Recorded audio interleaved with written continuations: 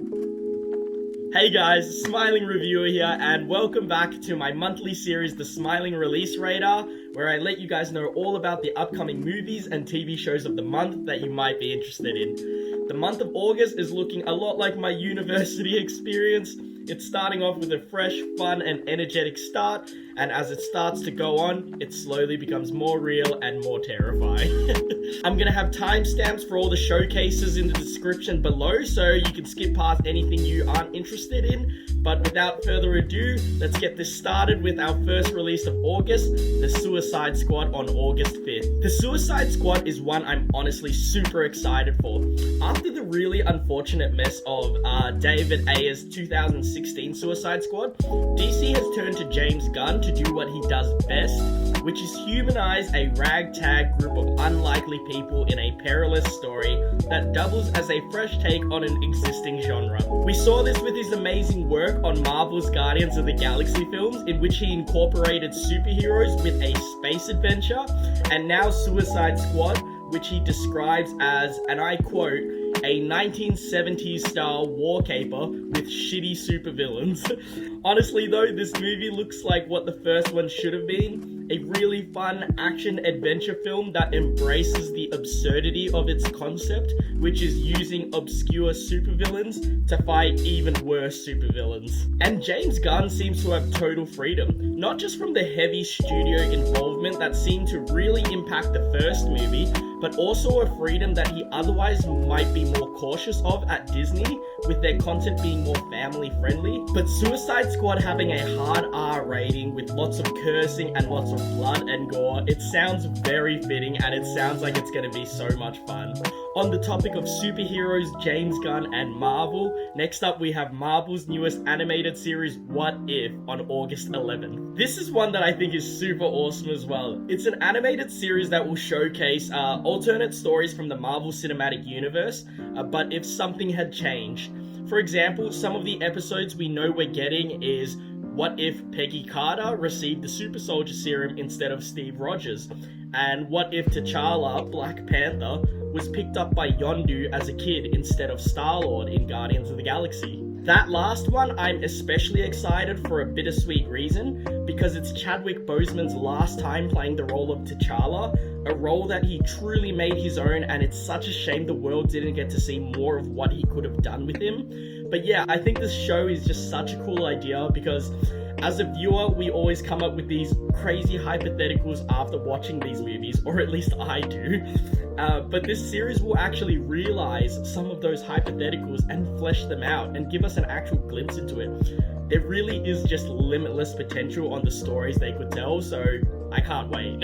And following the theme of quirky excitement, we have Free Guy on August 12th. Free Guy is the latest Ryan Reynolds action comedy blockbuster, and it's set in a Grand Theft Auto-like open-world video game where Ryan Reynolds plays an NPC or non-playable character that gains self-awareness and realizes he's a character in a video game. Honestly, have no clue what I'm gonna think of this movie. Ryan Reynolds looks like he's playing a snarky but charismatic character, so basically the character he's been playing his entire career.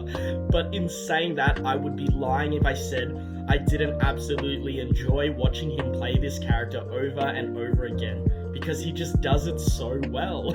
But other than that, I'm afraid this movie could end up being really generic, so I hope they really get creative with that concept, because they could do some really cool stuff with it. This movie also has a hilarious cast that all have the potential to out-charisma Ryan Reynolds, such as Lil Rel Howery, Joe Keery, and Taika Waititi. So at least we'll be knowing we're gonna get some good laughs from these guys. And then after that, the movie releases give us a chance to process all the silliness we just experienced from Suicide Squad and Free Guy, and move on to some more grounded projects, such as our next movie, Respect, on August 19th. Respect is our newest musical biopic, and this one is about the life of legendary soul singer Aretha Franklin, who is portrayed by Jennifer Hudson, and follows her life story and how she ended up becoming the icon she is, despite being in a time where it seemed impossible for an African American woman to succeed with such fame. I'm looking forward to this one because despite knowing who Aretha Franklin is and how incredible and influential she was as a singer,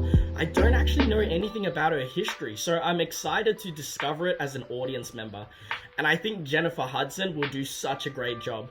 It's crazy how much she actually looks like Aretha Franklin in some of the pictures I've seen. Next up, we take a step away from reality with our science fiction thriller, Reminiscence, coming to us on August 19th. Reminiscence is about a scientist played by Hugh Jackman who discovers a way to offer people the chance to relive their past, and after he falls in love with a mysterious client played by Rebecca Ferguson, he uses the technology to try and uncover her violent past and try to find out who she really is. I'm excited to see this one because I'm not too sure what to expect, but it sounds very original. It's the directorial debut of Lisa Joy, who is the co-creator of the Westworld TV show. And Westworld, from what I watched, seemed like a really great modern take on the sci-fi genre. So I think this will be more of the same, which is great. The film also looks like a great combination of science fiction and old school noir films that gives me similar vibes to Blade Runner 2049, which was really great. Hugh Jackman as well is always such a treat to watch on screen. His years playing Wolverine definitely gave him the ability to act with a certain intensity, and whenever that comes out in his more serious roles, it's fantastic. Rebecca Ferguson also is another actress who I think picks some really interesting projects. So I love seeing her in movies because she tends to give great performances in everything she's in. After that, we're continuing with the Shroud of Mystery, but this time with a much more terrifying aspect with Candyman coming to us on August 26th. Candyman is a supernatural slasher film and a reboot of the old horror film of the same name from 1992. And despite that film having a couple of sequels, this new iteration of Candyman negates the other sequels that were made and works as its own direct sequel of the first movie, so it's a bit of a sequel and a reboot at the same time. I don't think I've seen the original from 1992. I might have when I was a kid, but I don't remember it, to be honest.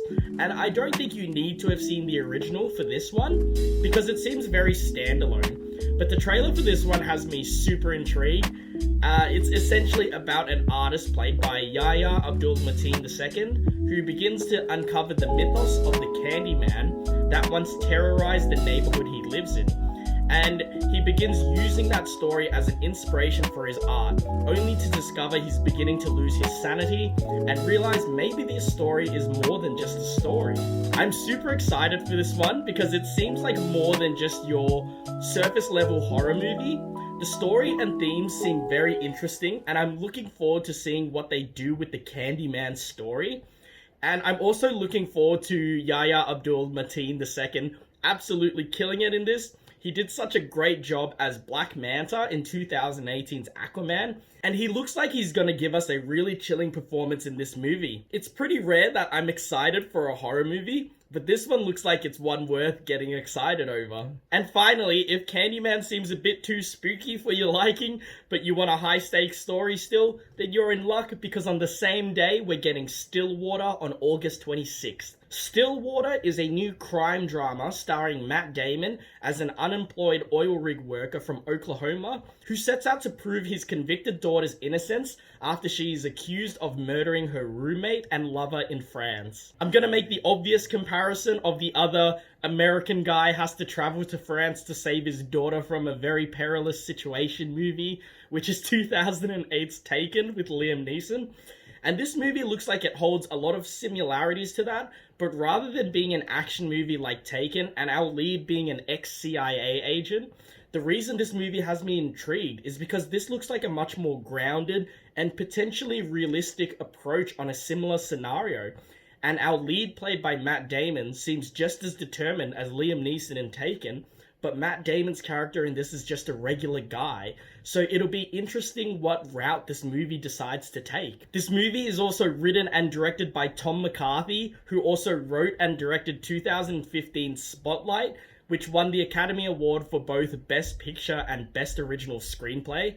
So we know we've got top talent on all fronts with this one, and I think it's going to be a movie that I will have audiences on the edge of their seat. Anyways, that's all for our releases this August. If there are any good ones I might have missed, definitely let me know in the comments below.